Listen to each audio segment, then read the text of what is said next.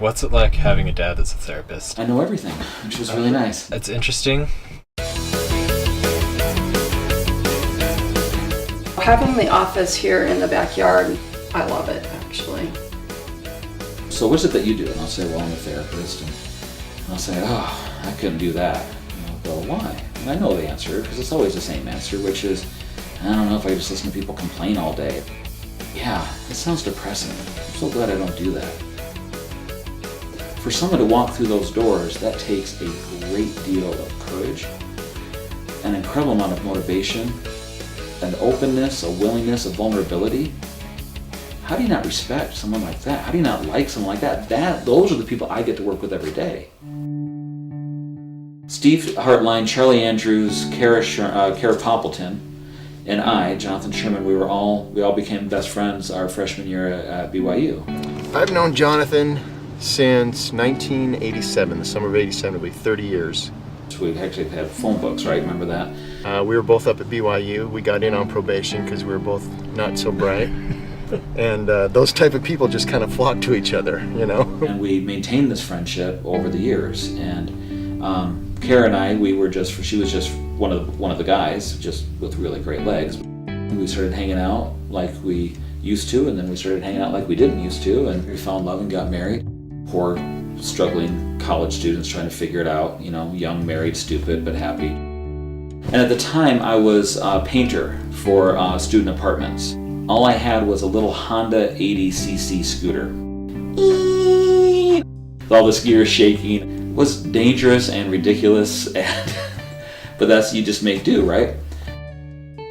There was this condo, section of condos up in Orem, and I saw it up there for sale. I just saw it and I thought, man, that would be a great vehicle for John. Not because he needs it or wants it, because I wanted him to have it. And then I brought it home, and that became my paint truck. When he got the chalk bus, it almost immediately broke down, and it needed the engine rebuilt. He called me up and said, Steve, do you think I can do that? And I think you can do that. And he completely rebuilt the engine in the chalk bus. Just the fact that I got it running again was a huge victory after all those years of it being the mobile storage unit. That felt so good. I'm sure it'll break down again. He's not real good on maintenance, so. That as I was doing some body work on it, putting some black primer on it, my daughter Molly happened to be out on the driveway just drawing with some sidewalk chalk. And this black primer is kind of rough in its texture. You put the two together and you go, oh, well, it looks like a chalkboard. Hey Molly, come over and see if it'll take the chalk well, and it took the chalk great. Well, I didn't really have money at the time to do a real paint job like I wanted to do, but I had enough money to go buy cans of rattle can spray paint, at Home Depot. It definitely wasn't ever meant to be the chalk bus. It kind of happened by accident. Well, I don't know if people are going to think it's cool or stupid or whatnot, but I think it's fun, so give it a shot. No matter how old you are, drawing is always, or doodling even, is something that anybody can enjoy, whether you're good at it or not. When people approach the chalk bus, they don't believe it. It's not expected. It's not the norm. And then somebody sees the bus, they're like, oh, cool bus, man. I'm like, oh, thanks, you can draw on it. And they're like, what? Wait a minute, there's chalk on there. Wait, it says draw on me. I can draw on that? I don't care what age you are, it's fun to draw with chalk, right? That never gets old. Every time I come out of a grocery store and I see some teenagers or I see a little kid and her mom drawing on it, I just walk around like I'm going to another car, because I just want to enjoy them enjoying it. And I'm not going to sit there and edit it and watch and, hey, don't draw that on there, just let people do what they want. Male genitalia or female genitalia drawn on there, and sometimes nasty words, but not very often. So we usually just cross it out with some chalk or make a banana out of it or something like that. You don't want people messing with your vintage vehicle. You don't touch somebody else's vintage vehicle. You leave it alone. You look, enjoy it, but don't touch it. And I'm doing the exact opposite of what you're not supposed to do. So instead of look but don't touch, it's look and touch and be a part of it and interact with it and have fun with it.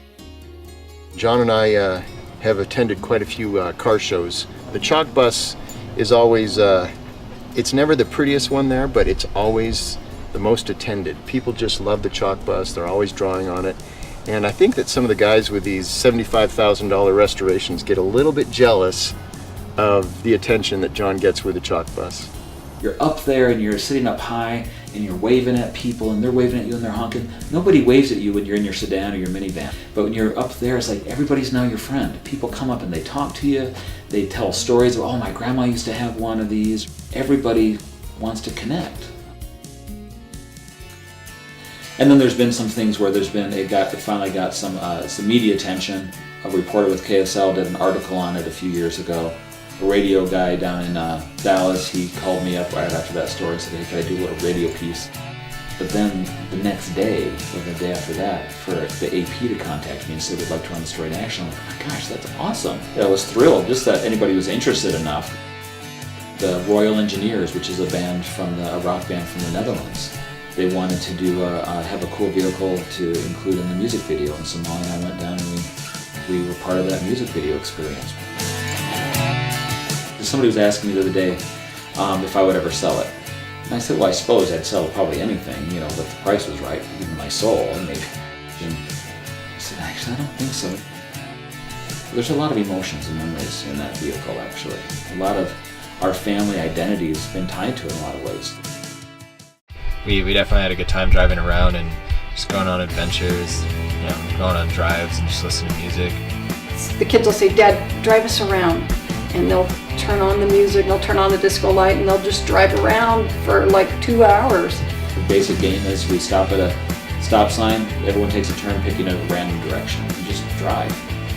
And I just sit there and I get really well educated on the music of the day. So it keeps me young and hip, I suppose. It's definitely been more than a vehicle, and I'm not someone to really be materialistic or attached to things a whole lot. Man, I'm really attached to that. So I could get it painted now the right way, but I think the chalk bus has kind of found its identity. It's the chalk bus. That's what it's known for. That's what it's enjoyed for. Why would I just stop that? You just see people's faces light up. There's amazing people in the world.